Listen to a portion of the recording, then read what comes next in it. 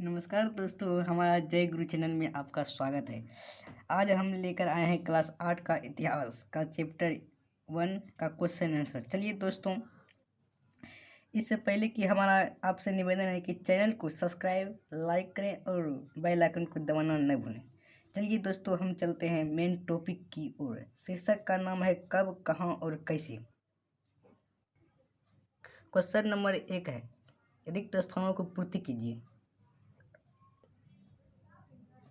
पूंजीपतियों का मुख्य उद्देश्य था अधिक से अधिक मुनाफा कमाना। खो नंबर, 15वीं शताब्दी में एक नए आंदोलन की शुरुआत हुई जिसे पुनर्जागरण कहते हैं। गो नंबर, मशीनों से वस्तुओं के उत्पादन की प्रक्रिया को औद्योगिक क्रांति कहते हैं। घ, अभिलेखागार में सरकारी दस्तावेज को सुरक्षित रखा जाता है। अंग, समय के साथ देश और राज्य की भौगोलिक सीमाएं में परिवर्तन होते रहते हैं। दो नंबर, सही और गलत बताइए। को वैज्ञानिक पद्धति का अर्थ है प्रस्तुत पंक्ति का प्रयोग कर द्वारा ज्ञान प्राप्त करना। यह सही होगा।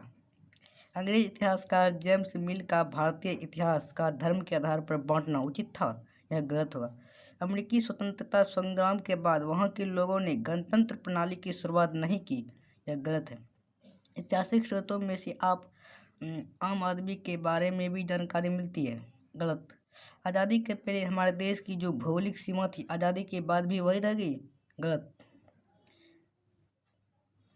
क्वेश्चन नंबर 1, मध्यकाल और आधुनिक काल के ऐतिहासिक स्रोतों में आप क्या फर्क पाते हैं? उदाहरण सहित लिखिए। उत्तर है, इतिहासकार मध्यकाल के बारे में सूचना इकट्ठी करने के लिए अभी भी सिक्कों, शिलालेखों, स्थापत्य तथा लिखित सामग्री पर निर्भर करते हैं।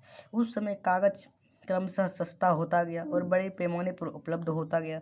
लोग धर्म ग्रंथ, शासकों के वृत्तांत, हिसाब तथा करों के खाते आदि लिखने में कागज का उपयोग करने लगे। इन पांडुलिपियों को पुस्तकालयों तथा अभिलेखागारों में दिखाया सकता है,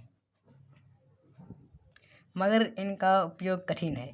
कारण यह है कि आधुनिक काल की तरह मध्यकाल में छापे खाने नहीं थे, इसलिए लिपिक या नकलविश हाथ से ही पांडुलिपियों की प्रतिकृति बनाते थे। जबकि आधुनिक काल में छापे खाने के आविष्कार से यह समस्या खत्म हो गई।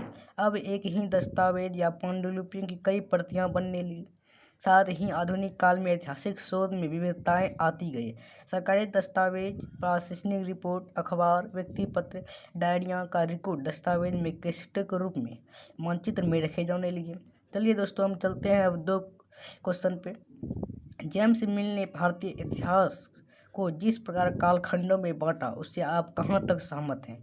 उत्तर है, जेम्स मिल ने भारतीय इतिहास को 3 कालखंडों में बांटा। पहला हिंदू, दूसरा मुस्लिम, तीसरा ब्रिटिश। कालखंडों के इस विभाजन से उस समय लोगों ने मान लिया कि पर मैं इस कालखंडों के विभाजन से सहमत नहीं हूँ। अतः जेम्स मिल के द्वारा भारतीय इतिहास का शासकों के धर्म आधारित कालखंडों में विभाजन सर्वथा अनुचित और असंगत था। क्वेश्चन नंबर 3, सरकारी दस्तावेज को हम कैसे और कहाँ सुरक्षित रख सकते हैं? उत्तर है, सरकारी दस्तावेज को अभिलेखागारों में सुरक्षित रखा जा सकता है। इसके अतिरिक्त तहसील के दफ्तर, कलेक्ट्रेट, कमिश्नर के दफ्तर, कचहरी आदि के रिकॉर्ड रूम कुछ महत्वपूर्ण पुस्तकालयों, संग्रहालयों एवं सीडी में सुरक्षित रूप से रख सकते हैं। क्वेश्चन नंबर 4, यूरोप में हुए परिवर्तन किस प्रकार आधुनिक काल के निर्माण में सहायक हुए हैं? उत्तर है, विचारों और तकनीक के क्षेत्र में सर्वप्रथम और सर्वाधिक महत्वपूर्ण की शुरुआत यूरोप से समुद्री मार्ग से यूरोप का अन्य देशों से संपर्क बढ़ते जाने से दुनिया के अन्य भाग भी इन परिवर्तनों से प्रभावित हुए।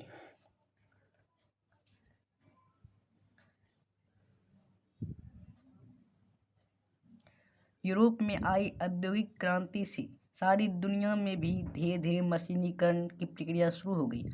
अमेरिकी और फ्रांसीसी क्रांति से उन देशों में गणतंत्र प्रणाली की शुरुआत सरकार स्थापित हुई और प्रजा नागरिक में बदल गई। इसका अवसर विश्व के अन्य भूभाग में धीरे धीरे होने लगा। यूरोप में हुए परिवर्तन ने आधुनिक काल के निर्माण के काफ़ी सहायता पहुंचाई।